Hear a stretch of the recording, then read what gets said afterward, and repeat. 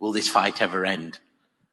Will this fight ever end? Well, first, Asad, thanks for forcing me to come to Glasgow. When I walk the streets of cities like this, you know, Glasgow was the UK's second most important city. Beautiful buildings, beautiful streets, a gorgeous city. You know, it had Red Clydeside in 1919, the uprising to create a Soviet in Scotland. But it was, you know, crushed, of course. When I see cities like this, I think also about the other side of it. You know, there's a phrase from Walter Benjamin: every monument of civilization is also a monument of barbarism. I think of the famines in Bengal, the jute workers in Bengal sending jute to Dundee through the Glasgow port. I think of human beings from Africa enslaved and brought from Ghana to the New World, and all those prophets getting sucked into cities like London and Glasgow. You know, between 1765 and 1938, the British Isles stole $45 trillion pounds from India, 45 trillion sterling from India. We never got paid for that. When the British left India, when we threw the British out, our literacy rate was 13%. So much for several hundred years of so-called civilization. Meanwhile, our landscapes were destroyed. You know, coal was foisted on India. You foisted coal on us. You were the ones that came and made us coal dependent. And then you left, and now you dare to condescend to us. When I listen to Boris Johnson, when I listen to people like Joe Biden, when I listen even more to Emmanuel Macron, all I can think of is how condescending you are.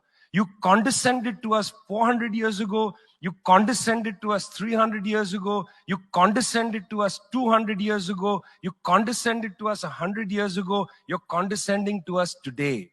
You only know condescension because for you, colonialism isn't something that happened in the past and we defeated you. It's not that.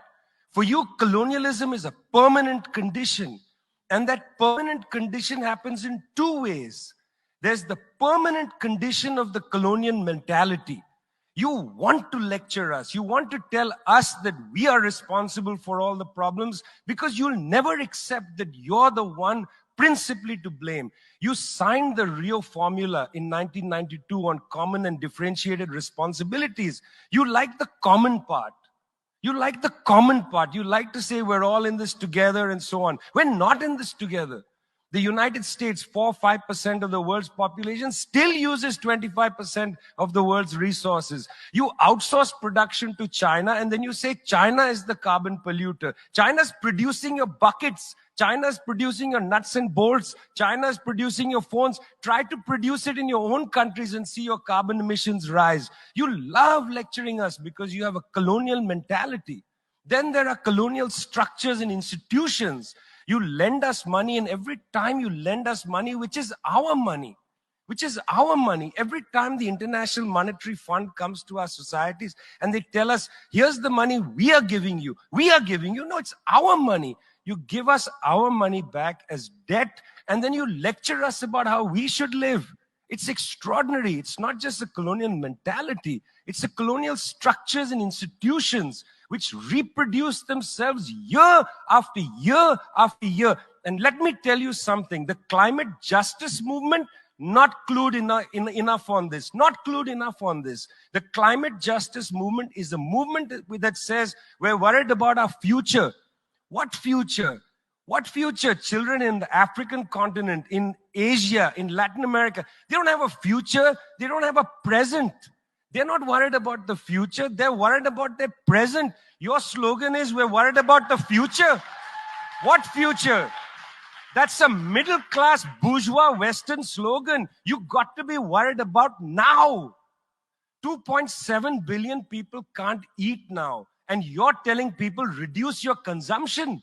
How does this sound to a child who hasn't eaten in days? You got to clue into this, guys. You got to clue into this. Otherwise, this movement will have no legs in the third world. No legs. Later, I'd like to tell you about the International People's Assembly, a network of 200 political organizations that we're setting up, rooted in the global south. We want to tell you what our issues are, but are you willing to listen?